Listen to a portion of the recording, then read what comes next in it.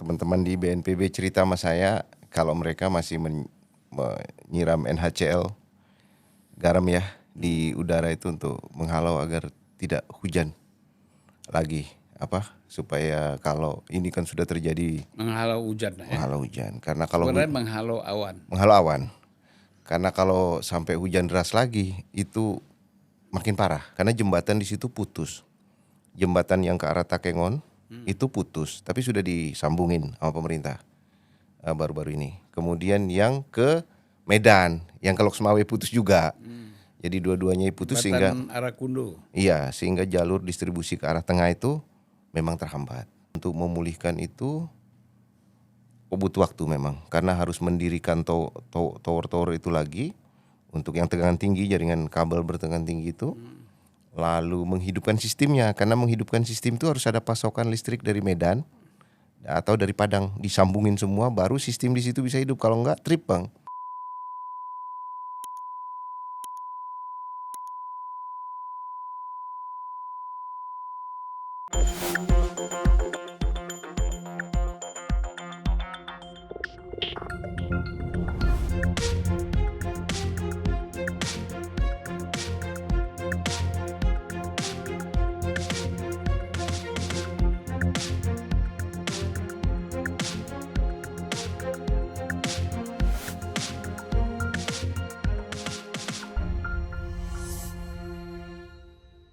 Assalamualaikum warahmatullahi wabarakatuh. Waalaikumsalam. Salam sejahtera buat kita semua. Ya, salam sehat untuk seluruh rakyat Indonesia Insya Allah. yang terkena bencana segera cepat pulih. Amin. Saya hari ini kepingin ngobrol-ngobrol dengan Salamuddin Daeng, seorang pengamat sosial, ekonomi, dan energi. Siap. Tiap tahun dia tambah terus. Tahun ini pengamat energi ya. Sekarang pengamat perumahan ya. Ya pokoknya kalau kita semua persoalan harus diamati. Iya. Nggak boleh kita sektoral aja kan. Betul. Karena persoalan bangsa kita ini banyak. Gitu, Daeng. Apalagi sosial ekonomi, ya perumahan, pendidikan, pertanian, begitu banyak masalahnya. Jadi saya kira sudah tepatlah Daeng jadi pengamat sosial ekonomi dan energi. Energi itu bukan hanya minyak dan gas. Iya, banyak sekali. energi lain juga perlu ya. Perlu. Gitu. Supaya stamina kita kuat. Siap. Kalau kita sendiri tidak berenergi, bagaimana mengamatinya kan? Betul. Ya. Apa kabar Daeng? Baik bang. Abang saya doain sehat terus gitu. Ya lama nggak jumpa kita. Kita nggak jumpa. Saya juga kangen, kepengen undang-undang, tapi saya belum bisa. Tapi hari ini alhamdulillah lah. Siap. Kita bisa ketemu, bisa ngobrol ya, bisa dengan santai. Ya, membicarakan banyak hal. Katanya baru pulang dari Aceh kemarin. Iya bang, ke Aceh tanggal 4, tanggal 5. 3 hari di sana, keliling-keliling. Gimana ceritanya kan? Karena sempat jalan darat, naik motor, ganti kendaraan, ya karena jalan putus, jembatan putus. Bisa diceritakan nggak keadaannya? Kita ke sana cuaca masih belum bagus bang ya. Teman-teman di BNPB cerita sama saya kalau mereka masih menyiram NaCl garam ya di udara itu untuk menghalau agar tidak hujan lagi, supaya kalau ini kan sudah terjadi menghalau hujan ya. Menghalau hujan. Karena kalau sebenarnya menghalau awan. Menghalau awan. Karena kalau sampai hujan deras lagi itu makin parah. Ya. Makin penyakit segala macam bang ya, masalah-masalah kesehatan, masalah air bersih sulitan ya. Jadi fokus mereka salah satunya itu, selain juga memberikan bantuan segera dalam masa tanggap darurat. Dan akhirnya mereka perpanjang masa tanggap darurat menjadi 2 kali 14 hari. Sekarang. Nah saya ditugasin Pak Menteri baru Arar. Menteri Perumahan untuk ngelihat keadaan dari sudut pandang saya bagaimana gitu di sana keadaan sekarang. Nah, Sebagai pengamat ya. iya. Akhirnya saya coba ke sana, lalu mencoba menempuh jalur darat terjauh yang bisa dilewati. Sampai mana tuh, dari Banda Aceh ke? Dari Banda Aceh.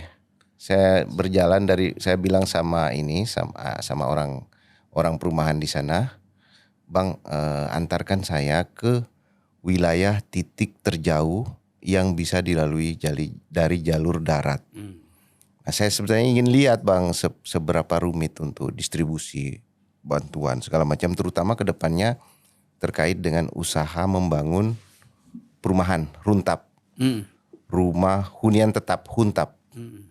Jadi kan program kementerian itu di perumahan itu adalah membangun huntap. Tapi itu kan tidak di masa tanggap darurat. Kalau hunian sementara itu dibangun di masa tanggap darurat oleh BNPB.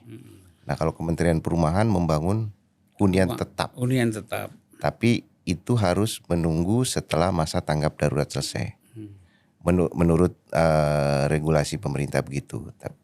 Nah, kita ingin melihat potensi tanah yang aman, kemudian yang legalnya bagus, maksudnya tidak ada masalah hukum ya. Apakah tanah BUMN, apakah tanah pemerintah daerah atau tanah apa aja, dengan menghubungi pemerintah daerah setempat.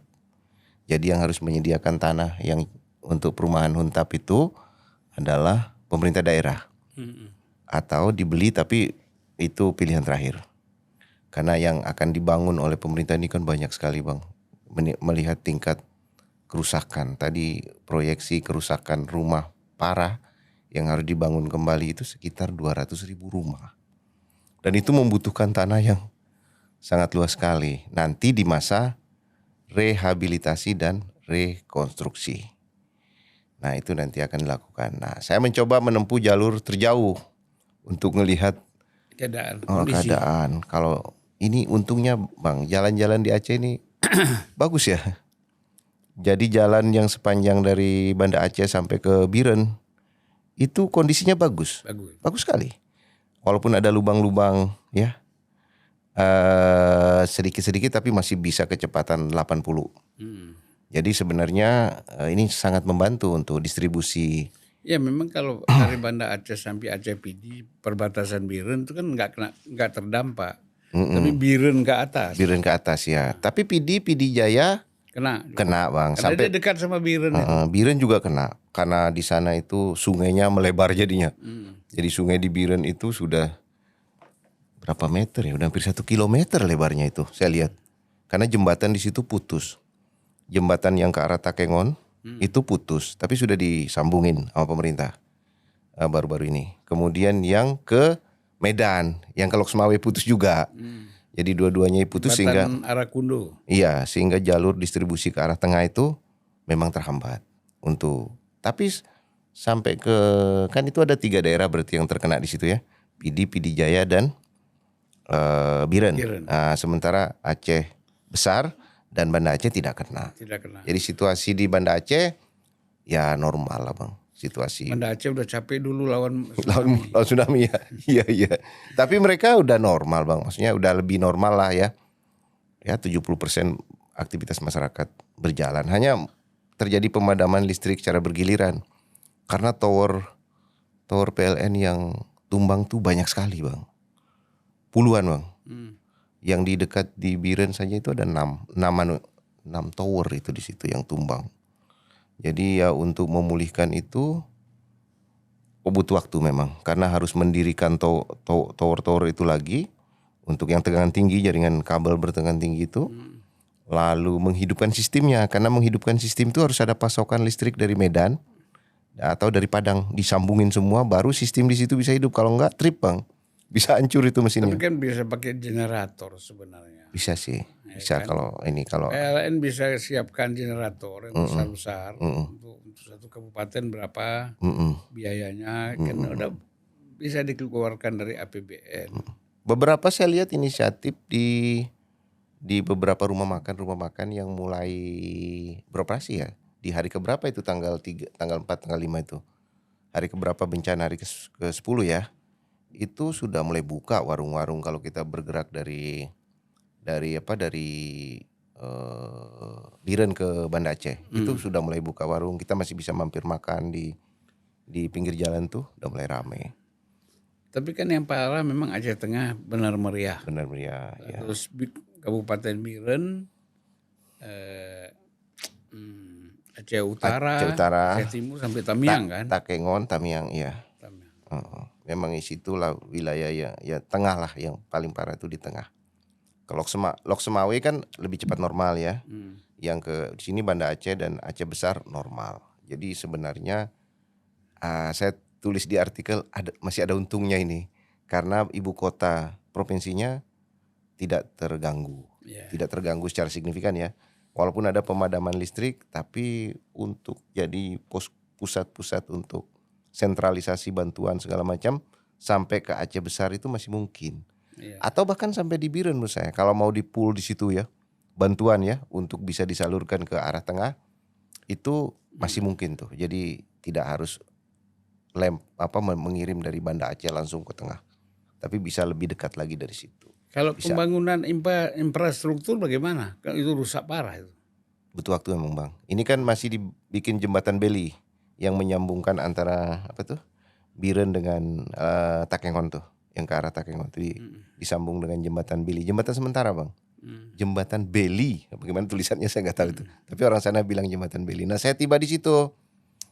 Ketemu situ duduk lihat-lihat, bukan wisata bencana ini Bang, memang mau monitor ini. Saya bilang sama Pak Kadisnya, Pak kasih lihat saya kendala terbesar ke arah tengah, ya dikasih tunjuklah jembatan itu. Nah di situ tapi warung buka, ibu-ibu situ nawarin, Pak ngopi Pak katanya. Ya saya ngopi lah di situ, petik rambutan dipetik, dikasih kita makan rambutan di situ.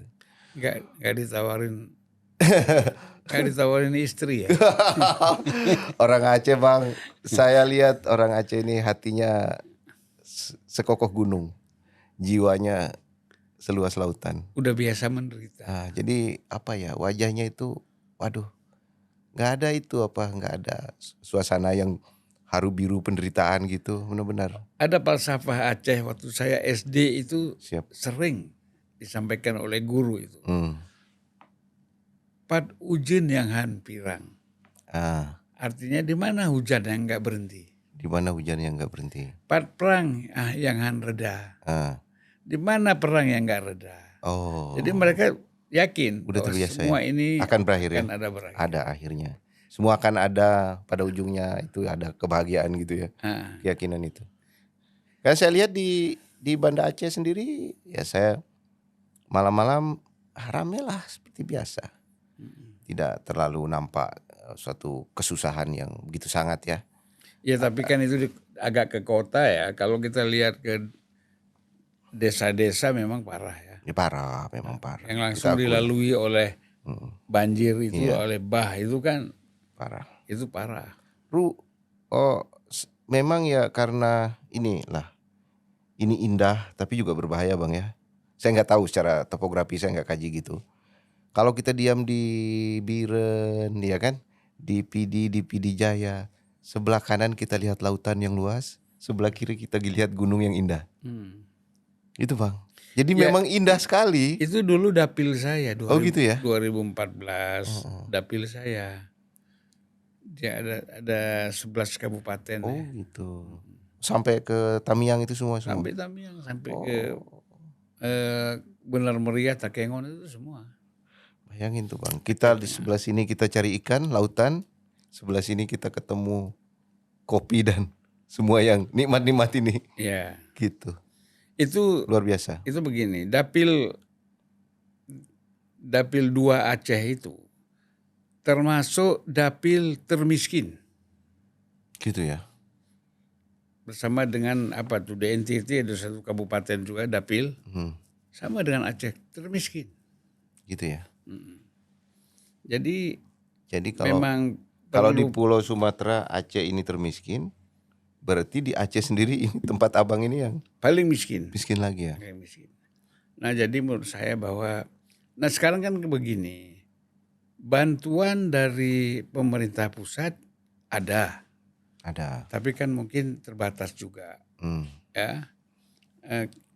kadang-kadang kita kan bukan terbatas uang, terbatas transportasi, terbatas juga bahan bakunya, ya kan? Uangnya ada, kalau bahan baku terbatas bagaimana? Benar. Karena harus di bahan baku itu harus mikirkan yang normal dengan yang terkena bencana, gitu. Nah, isu-isu yang berkembang di masyarakat bahwa bantuan asing sementara ini tidak diterima. Sementara ini ya. Karena Presiden mengatakan kami sendiri cukup. Ya, itu ada positif ada negatif ya. Cukup itu untuk menunjukkan bahwa kita mampu mengatasi masalah. Tapi problem itu kan kalau makin banyak, masyarakat kan begini melihat, loh kalau ada yang bantu kenapa nggak diterima aja? Okay. Tinggal diseleksi negara-negara yang ikut di dalamnya kepentingan politik dibatasi. Tapi negara-negara yang murni kemanusiaan itu diterimalah. Harus dilihat dari segi kemanusiaan. Jangan kita lihat dari segi politiknya. Ini kan sama dengan bantuan negara-negara ke Palestina misalnya. Kan orang melihatnya dari segi kemanusiaan. Iya, ruang lingkup bantuan ini memang luas juga Bang ya. Misalnya kita bicara bantuan pasca korban banjir. Kita pernah merasakan di Sumbawa dulu Bang. Begitu selesai banjir, satu kota kabupaten itu disapu bersih Bang. Yang paling sulit kita hadapi itu pertama kali itu, begitu mengering, itu air bersih Bang. Waduh, itu sampai pasokan air bersih dari Sumbawa dulu dihadang sama orang di jalan pakai tombak Bang. Rebut-rebutan air bersih itu. Ya. Karena tidak ada lagi dari puncak gunung air bersihnya kotor, di bawah air bersihnya kotor. Nah, ya yang lain-lain kebutuhan kita seperti medis ya setelah itu, karena banyak wabah penyakit yang bisa tumbuh dari banyak sekali kotoran yang tersimpan di situ. Lalu juga bantuan-bantuan itu seperti bantuan energi dan bahkan yang lebih jauh bantuan nanti untuk rekon seperti perumahan, kawasan pemukiman. Itu kan jadi terus membesar kebutuhannya.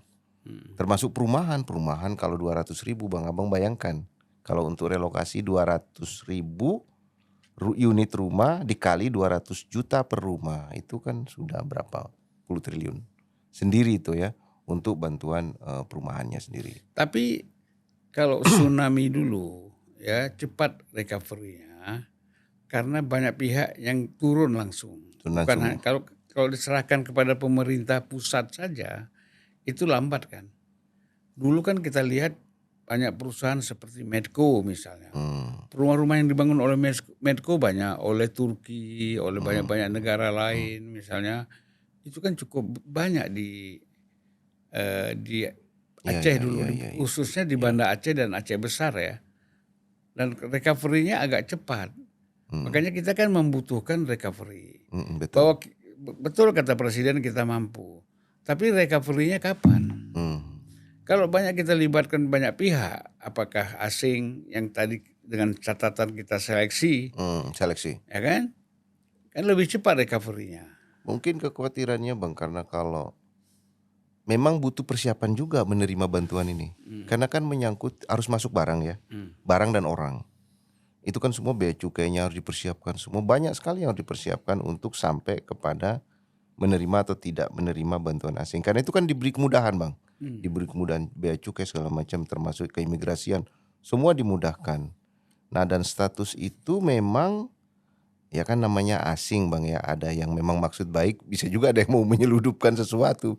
Bisa terjadi sehingga memang pertimbangan pemerintah mungkin saya lihat salah satunya itu. Ada beberapa negara yang kita bisa lihat di tetangga-tetangga kita ketika terjadi bencana. Ada yang mengumumkan secara tegas di depan pakai pidato Bang. Kami menyatakan tidak menerima bantuan asing untuk bencana ini. Misalnya waktu peristiwa di Myanmar bencananya kayak gitu ya.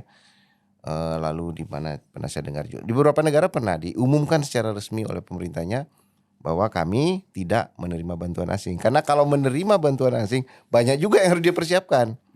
Gitu. Makanya statusnya itu 2 kali tanggap darurat ini kan sudah ditetapkan. Ya kita nggak tahu keputusan berikutnya setelah masa tanggap darurat selesai. Karena kan untuk renovasi, untuk rehabilitasi rumah dan kawasan pemukiman saja, belum infrastruktur Bang. Rumah aja 200.000, infrastruktur banyak sekali, jembatan yang terputus. Kita nggak tahu nanti konsepnya itu apakah konsep menerima bantuan luar negeri atau pakai sumber daya nasional kita sendiri. Nah, Tinggal putusan politik aja itu.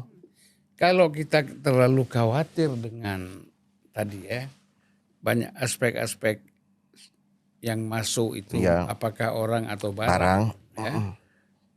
Kita nih situasi tidak normal, jangan lagi pakai bea cukai. Oh iya betul, kalau itu. Ya kan? Udah pasti itu. Jangan lagi pakai imigrasi, langsung aja Brimob dan Kopassus taruh situ.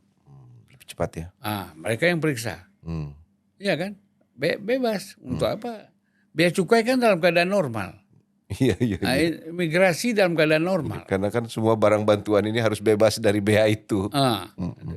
Untuk menjaga keamanan, Kopassus sama Brimob gabung atau marinir di situ, semua angkatan bagaimana bisa menjaga keamanannya. Jangan sampai kayak dulu tsunami misalnya, ada yang curi bantuan itu di airport kan. Tsunami dulu banyak Bang.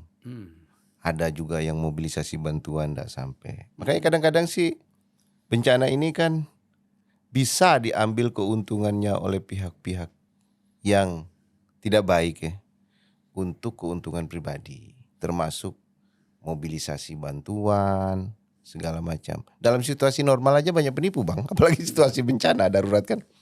Orang tipu-tipu orang untuk mobilisasi banyak hal lah. Sehingga memang effort pemerintah untuk hal ini harus holistik ya, menyeluruh. Tidak boleh parsial. Jadi melihat mapnya itu betul-betul melihat konteksnya dari awal sampai ke ujung, dan setelahnya itu nanti akan dijadikan apa. Ya. Harus tuntas itu. Jadi harapannya apa nih sekarang untuk bencana ini? Untuk bencana menurut saya ya, yang paling darurat sekali menurut saya adalah bantuan medis, kesehatan dan air bersih. Setelah itu baru meningkat ke relokasi rumah. Dipercepat. Relokasi rumahnya dipercepat. Nah, sudah ada bantuan swasta, ada sekitar 2.600 rumah dibantu swasta saya dengar ya. Kemarin dari Buddha Suci, ada dari Pak Menteri Marwara Sirait sendiri. Nah, tinggal swasta yang lain Bang. Ajak ya? Ada ajak Bang. Harus seperti Abang bilang tadi. Siapa lagi tuh perusahaan-perusahaan swasta yang banyak, ayolah keroyok ya kan. Saya kira bisa lah. Kalau swasta nasional sendiri kan presiden nggak ada masalah kan? Nggak ada masalah. Saya kira itu bisa menjadi harapan saya sih, dipercepat mobilisasi dengan melibatkan semua pihak. Mungkin mereka sudah terlibat menyumbang lewat presiden ataupun pemerintah pusat. Cuma nggak terbuka, belum diumumkan. Belum diumumkan, tapi penyalurannya ada. Ada mungkin ya. Ya mudah-mudahan Bang, orang Aceh cepat dapat sesuai dengan harapan mereka. Sesuatu yang mereka perlukan, mendesak. Bukan Aceh aja nih kan. Aceh, Sumatera dan semua. Sumatera Utara, Sumatera Barat ya. Ya. Semuanya sama lah. Sama-sama. Dalam menghadapi ini. Kita udah tahu berat menghadapi ini. Musibah ini. Siap. Nah, kalau Aceh mungkin ada lagi masalah lain.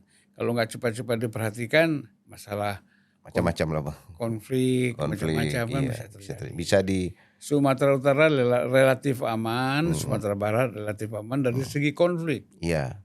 Ya, baik horizontal maupun vertikal nanti. Nah, oleh sebab itu kan memang harus cepat penanganannya diselesaikan. Oke, Pak Daeng, terima kasih. Siap. Ya, assalamualaikum warahmatullahi wabarakatuh.